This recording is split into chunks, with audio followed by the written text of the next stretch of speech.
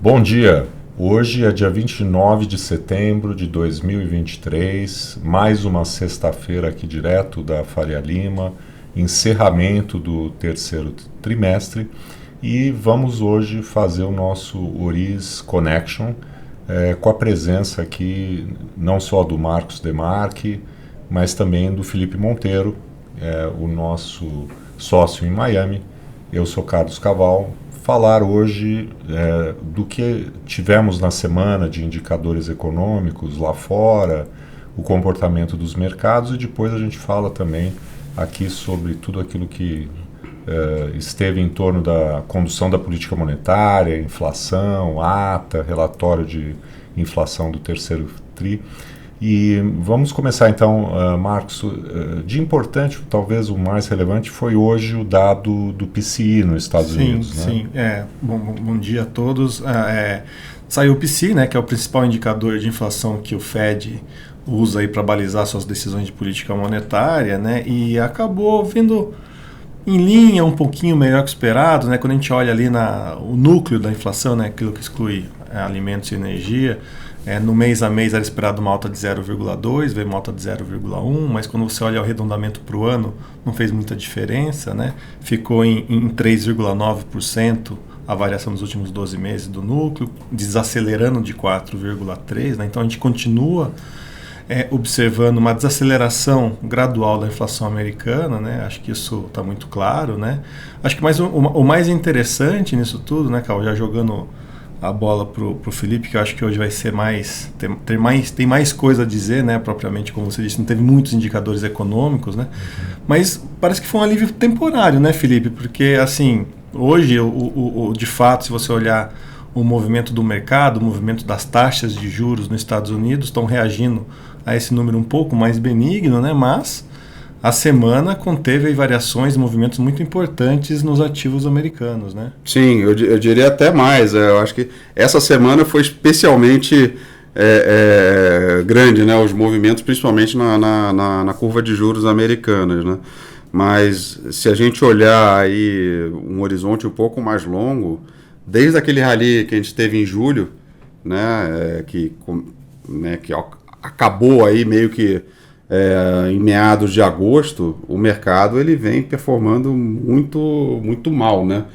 E o que a gente tem percebido é que logo depois que o Fed, né, meio que sinalizou o final do ciclo e meio que deu o roteiro do que ele, né, do plano de voo dele, né, o mercado ele embalou naquele cenário de equilíbrio, né, de que as coisas iriam né, ficar mais tranquilas, você não ia ter uma recessão tão forte lá na frente. Você teve aquela corrida para ativos de risco, né, com base nessa estabilização da Treasury, e justamente depois a gente teve a questão toda. E aí foram uma série de fatores, né, que acabaram provocando uma alta muito expressiva na Treasury, mas o principal foi o anúncio de que eles iriam fazer uma emissão muito maior do que se esperava, né, e depois isso culminou com uma percepção mais espalhada pelo mercado de que as taxas de juros iriam ter que ficar nesse nível, né, por um horizonte mais longo. E isso, né, é equivalente a um aperto adicional que não será feito agora, e sim ao longo de um tempo mais estendido, né? E aí isso pegou o mercado super mal comprado em julho, né? O aumento das taxas de juros provocou uma queda, e foi bem espalhada essa queda, né? Tirando o setor de energia, acho que foi o único aí que performou bem por conta da alta do petróleo. O setor, sim, se você olhar os índices todos, né, todos os setores praticamente performaram muito mal. Um pouco antes, eu não me lembro se foi no dia anterior, no próprio dia da reunião do Fed, a taxa de juros, né, de 10 anos nos Estados Unidos estava para 3,85, pouco mais, pouco menos, né?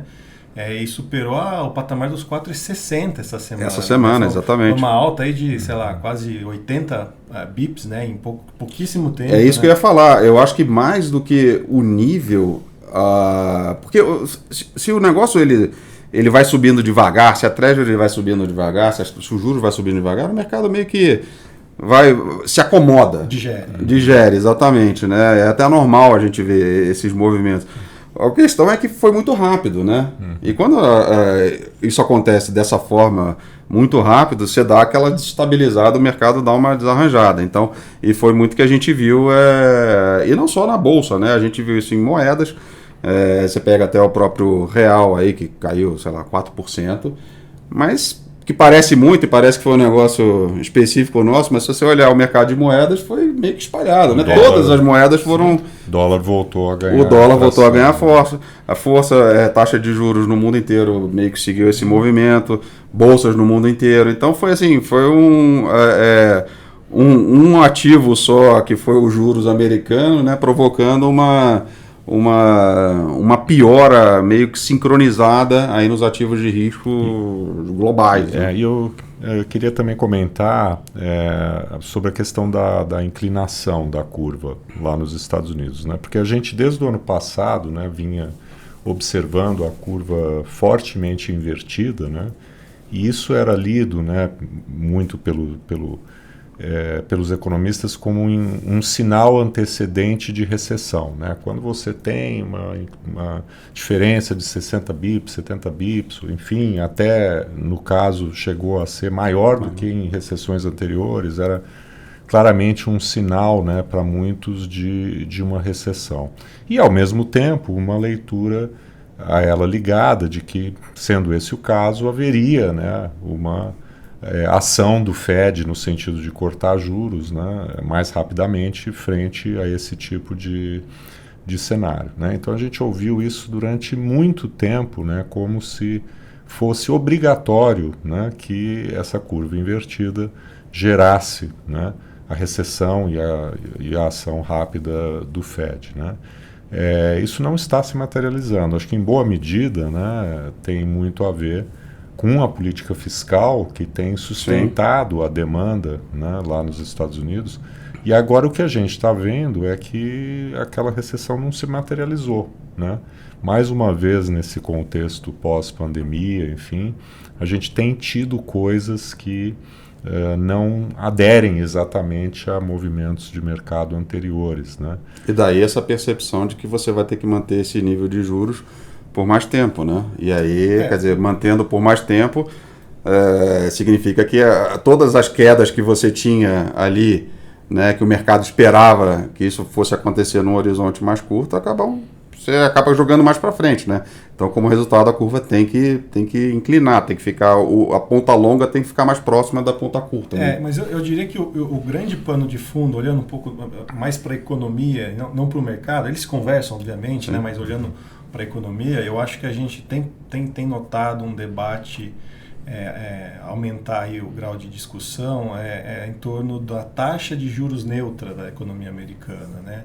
A gente sabe que ao longo das última década, das últimas 2 décadas, né, vários fatores, que nem vale a pena entrar no detalhe, mas vários fatores teriam puxado ou puxaram a taxa de equilíbrio, né, de juros para baixo, né? Demografia talvez o principal, mas uma consolidação fiscal que foi feita lá a partir de 2008, 2009, né, no momento mais grave da crise financeira, também teria puxado a taxa de equilíbrio de juros para baixo, né? Só que nesse momento, né, a gente tem a reversão de algumas tendências que tenderiam a jogar esse juro real de equilíbrio para cima, né? Que é a história de você ter déficits fiscais mais altos, não só nos Estados Unidos, mas em todo o mundo desenvolvido, Europa, né? Como hoje tem nos últimos dias bastante discussão em torno dos déficits fiscais que a gente vai observar na Europa, a Itália falando que vai quebrar, né, o que tinha acordado do tamanho de redução de déficit para os próximos anos. Então, isso não é uma coisa só nos Estados Unidos, está presente em outros países desenvolvidos, né? Isso por si só pode, né, um pode bem cauteloso, que está puxando a taxa de juros de equilíbrio para cima. Temos uma retração, né, naquele movimento, né, que se iniciou nos anos 2000, né, de globalização bastante intensa, né, com a história da China entrando no mercado global, né, e agora exportando deflação, agora uma questão geopolítica, né, fazendo com que algumas decisões sejam tomadas do ponto de vista geopolítico e não econômico, né, que tendem a pressionar a taxa de juros de equilíbrio para cima, né? Então, por exemplo, né, você olha você pega a meta de inflação nos Estados Unidos é 2%. Você tem uma taxa de equilíbrio entre 1%, 1,5%. Então, a Treasury de 10 anos, né, a taxa de juros de 10 anos, estaria que estar olhando no longo prazo por volta de 3,5%. Não sei, o mercado está precificando isso acima de 4%. Então, assim, você vê que os preços, né, estão jogando na direção de uma possibilidade alta do juro de equilíbrio na economia americana estar se deslocando. Acho que esse é um ponto importante para a configuração do cenário atual e com consequências importantes para o resto do mundo, inclusive o Brasil. Sem dúvida. Ou ao menos, né, nesse contexto de uma política fiscal muito expansionista, né, você tem que ter um juro de equilíbrio mais alto, né? Pode ser que ela seja em algum momento revertido, vamos ter eleição ano que vem, né? Os republicanos provavelmente optarão, né, por uma outra configuração em termos de gasto público, enfim, em relação ao governo atual, mas pelo menos por um bom tempo parece que a gente vai trabalhar com um equilíbrio mais alto, né, para o juro real americano e isso tem repercussões importantes, né, inclusive se a gente pegar agora o gancho aqui com o Brasil, nós observamos que isso foi tanto na ata de inflação como na discussão, né, do relatório de inflação, a entrevista coletiva foi um ponto importante, né, Marcos? Eu começaria dizendo, já puxando um pouco o assunto aqui para o Brasil, né, que a ata, né, que saiu na terça-feira referente à reunião de política monetária da semana passada, né, manteve, né, o tom mais rock, né, do que a gente tinha visto no comunicado, né, salientando alguns pontos importantes, né, entre eles a ideia de que de fato existe uma resiliência da atividade econômica global, que é refletida nas taxas de juros mais altas que a gente tem observado. O Banco Central incorporou isso na descrição deles, né? A questão da atividade doméstica, né? Que o Banco Central ali, inclusive no relatório de inflação, reconheceu que existe um hiato menor do PIB, né? Ou seja, aquilo que potencialmente o Brasil pode crescer diminuiu, né? Então, sem gerar inflação. Então, isso é uma coisa que joga mais para o lado do BCT, mais cuidado na condução do corte de juros, né? E ele inseriu também, né, Caval, a ideia de que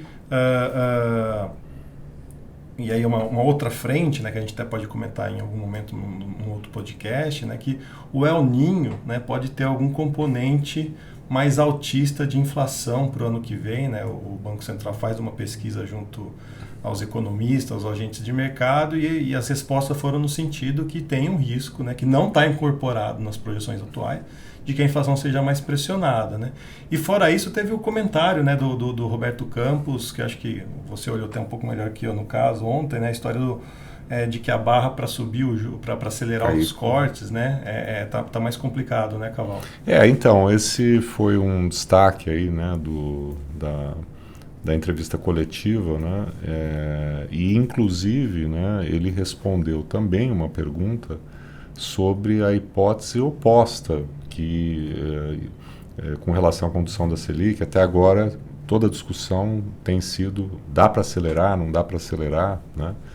E na nossa opinião esse conjunto de reflexões que a ata trouxe, o próprio Campos Neto, enfim, vai na direção de não acelerar. Mas ele respondeu inclusive uma pergunta sobre a hipótese de ter que reduzir o ritmo, né, do corte de juros, que não é o caso, né? Então apareceu, né, pela primeira vez no radar esse tipo de hipótese, né?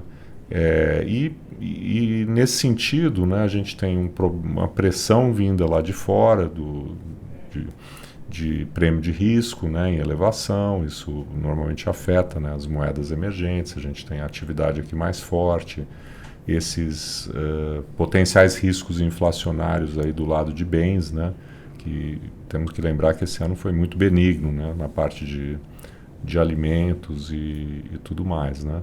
Então acho que o balanço aí não está favorecendo, né, uma aceleração do ritmo de corte. Eu continuo achando, já é excepcional a gente estar no meio desse contexto, né, nada trivial lá fora, caindo o juro e podendo manter, né, o ritmo de corte. Já é um um ganho bastante grande em relação a outros momentos, quando provavelmente a gente nem teria conseguido, né, iniciar o ciclo de corte de juros. Ô Felipe, eu queria te perguntar uma coisa, que acho que não sei se foi no nosso penúltimo podcast que a gente gravou, né, você tinha afirmado que o mercado iria se deter mais, mas se debruçar mais em cima dos indicadores de atividade do que de inflação nos Estados Unidos, né? Hoje me parece que ser um caso desse, né? Porque a inflação americana saiu um pouco mais baixo, o mercado até está reagindo com um certo alívio, né? Mas não é nada muito significativo, né? Acho que corrobora um pouco essa sua ideia, né? De que está olhando mais a atividade do que a inflação. Concordo 100%, eu sigo nessa linha. Eu acho que o principal agora são os dados de atividade, porque de fato o Fed ele vem reiterando, né? Quer dizer, se falta 25 ou é manutenção na próxima, enfim, isso é um detalhe. O fato é que se a gente não chegou no final do ciclo de aperto, a gente está muito próximo ali, né? E o Fed já deu o caminho das pedras, né? Quer dizer, ele já deu o roteiro dele. Para ele mudar isso, eu acho que teria que ter uma coisa muito extraordinária do ponto de vista da inflação, e obviamente a gente não espera isso, né?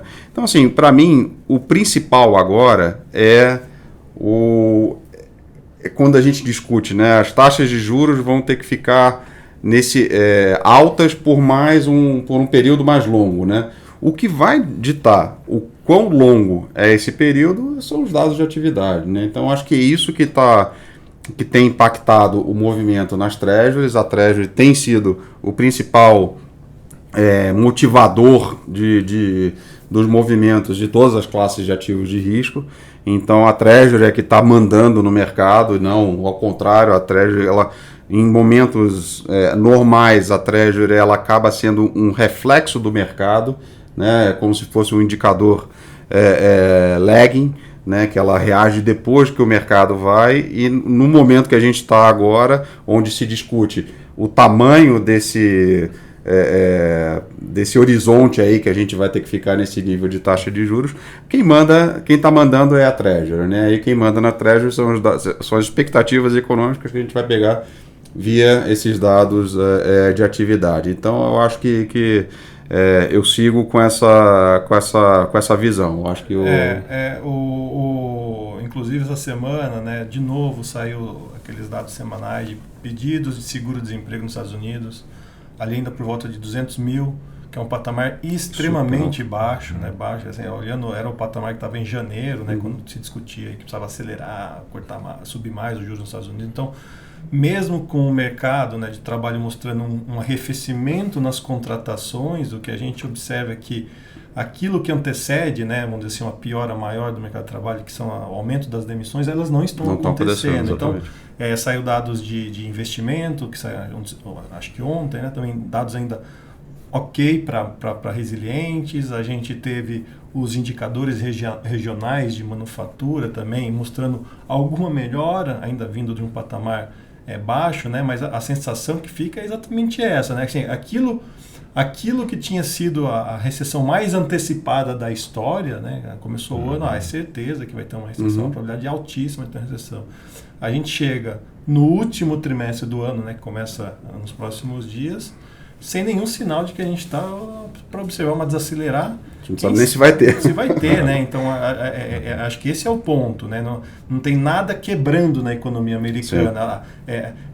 Quando se sobe os juros, ainda mais dessa dose cavalar de mais de 500 pontos base que o Fed subiu, né? Era esperada que essa altura do campeonato, né, alguma coisa fosse quebrar na economia americana, mas não quebrou, né? Se teve algum problema bancário no início do ano, já foi digerido, o Fed agiu rapidamente, né?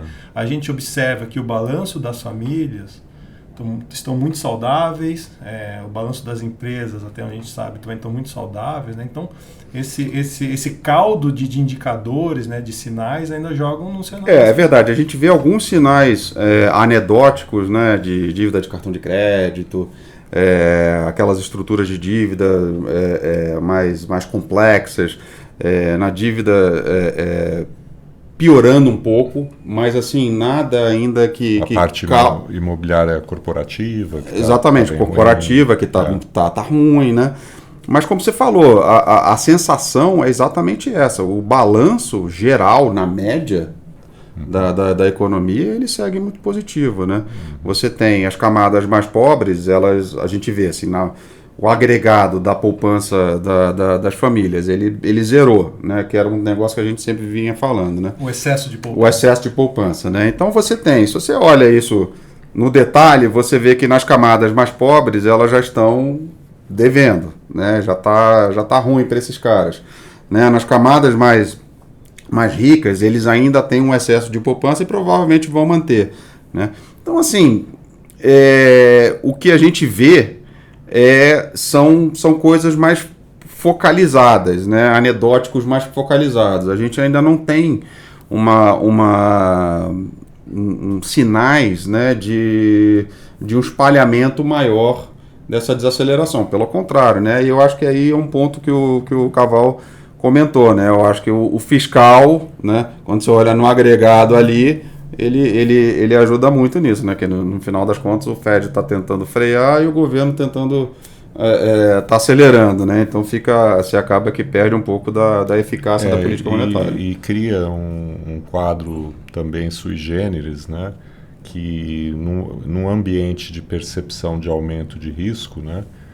O porto seguro do ativo, que é o porto seguro disso tudo, que é a Treasury, ela não tem o efeito normal da taxa de juro cair, porque o epicentro é a própria Treasury. É a própria Treasury. Exatamente. Né? Então, do ponto de vista de gestão de ativos, se torna bem complexo. Essa é uma, para mim, Caval, essa é a questão chave.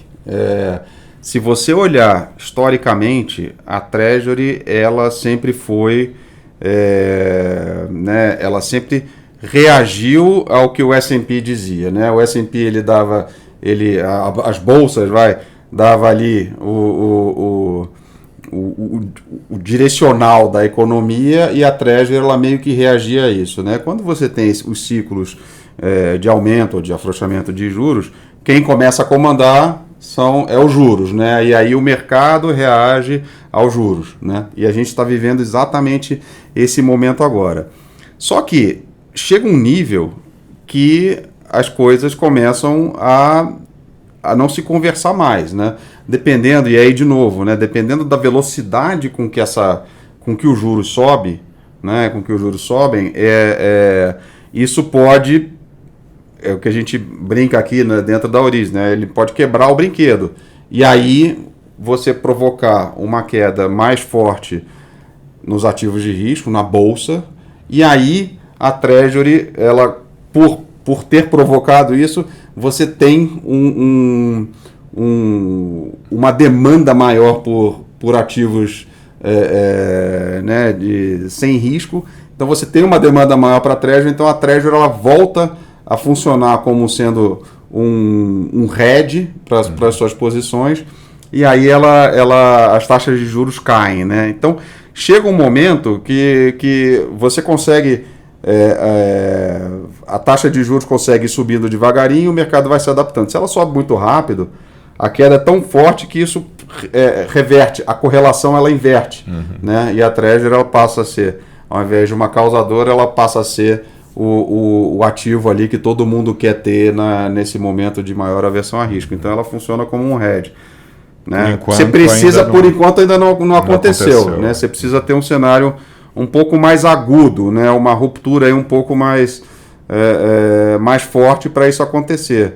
Mas eu acho que a gente está próximo disso. Ô Felipe, aí a gente passou meio de raspão no meio da nossa conversa aqui, mas tem um fator importante aí que também ganhou tração, especialmente nesse trimestre, né? Que são os preços de energia, né? O petróleo, ao que tudo indica, vai encerrar o segundo tri, né? O terceiro tri está se encerrando hoje, né? Com uma alta perto de 30%, né? Isso mesmo. E muito rápido, né? Então, rápido.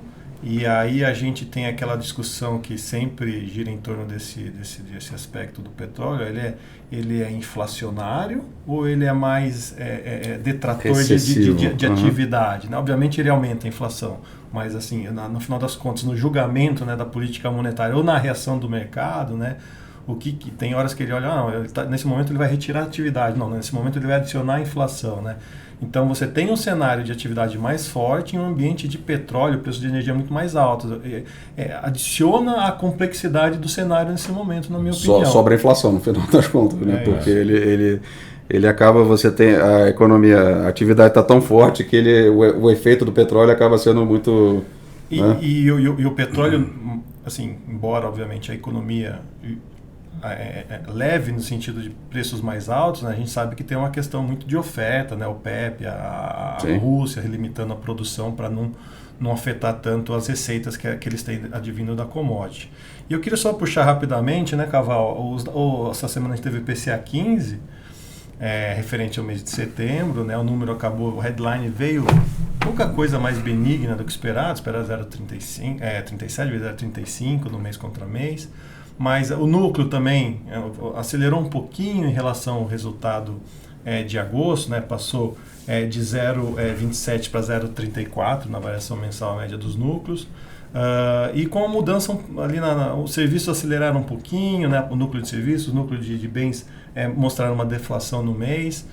Mas no final das contas eu acho que a gente está muito pouco, vamos dizer assim, nesse momento essas questões lá fora estão pesando muito mais na decisão do Banco Central brasileiro do que propriamente a dinâmica da inflação, né? Bom, e essa questão do petróleo, né? Enfim, essa alta tão expressiva, agora já começa a trazer a preocupação de nova alta de combustíveis, inclusive algo que o Banco Central pontuou na ata também. Agora, para terminar, queria registrar uma coisa curiosa, né, no mundo político, que foi o encontro, né, surpreendente aí, entre o presidente Lula, o presidente do Banco Central, o ministro da Fazenda, enfim, que não haviam se encontrado desde a posse do presidente, né, o Campos Neto e Lula, e talvez tomara, né, um sinal de que há uma percepção, né, da necessidade de você estar, né, reduzindo os ruídos que tivemos até agora, um trabalho mais conjunto, né, de Fazenda e Banco Central. Nós estamos num processo de redução de juros que, afinal, é super importante, e começam a aparecer riscos não triviais vindos lá de fora, né, que podem atrapalhar esse processo, né? E no centro dessa discussão tem também a postura do governo com relação à meta do resultado primário do ano que vem, o resultado primário zero, né, que o governo propõe. Está muito difícil, né, do ponto de vista da equação das receitas, mas que é muito importante que ele seja perseguido, inclusive com a possibilidade de você fazer contingenciamento de gastos e coisas desse tipo, né. O Banco Central pontuou isso na ata, que agora a incerteza é menos em relação à regra e sim, né, ao próprio cumprimento da meta, né. E nesse sentido, acho que fazendo um jogo conjunto com o Ministério da Fazenda, mas é importante que no final, né, o presidente da República também esteja alinhado com essa postura, porque a pressão para sempre gastar mais e nesse sentido alterar a meta, que seria muito ruim nesse momento que a gente está vivendo, ela sempre vai existir por definição. Então, quem sabe, né, o governo tem aí reagido aí a essa maior dificuldade, né, que a gente está vendo dos mercados lá fora, o dólar subindo, o petróleo subindo, né, coisas que claramente são sinais aí que não são positivos aí do ponto de vista da inflação e política monetária. Mas enfim, falamos bastante aqui para essa sexta-feira. Agradeço aí a todas e todos aí que estão nos ouvindo hoje, e obrigado, Felipe, aí pela participação aqui ao vivo hoje, né? Voltamos depois mais à frente a fazer um Oris Connection, você lá em Miami, cobrindo lá, né, dos Estados Unidos toda essa história, vamos dizer, inédita que a gente está vivendo, né, nesse momento. Vamos ver. Semana que vem é uma semana importante, né? Semana que vem tem o dado do Non-Farm Payroll, que é o dado principal que o mercado mais olha, que, né, mais mexe o mercado. Bem lembrado. Eu acho que até lá, eu acho que é uma hora de ficar um pouco mais... Barbas de molho. Barbas de molho, exatamente. Boa definição, exatamente. Procurar ativos que tenham uma grande margem de segurança. Acho que não é hora para ser herói, não. Acho que é hora para... E a renda fixa está dando muita oportunidade, né? Então acho que é uma boa hora para você aproveitar aí, ficar um pouquinho mais leve nas suas alocações e aproveitar esse nível de juros aí que está bem convidativo. Então tá bom. Um bom final de semana a todos.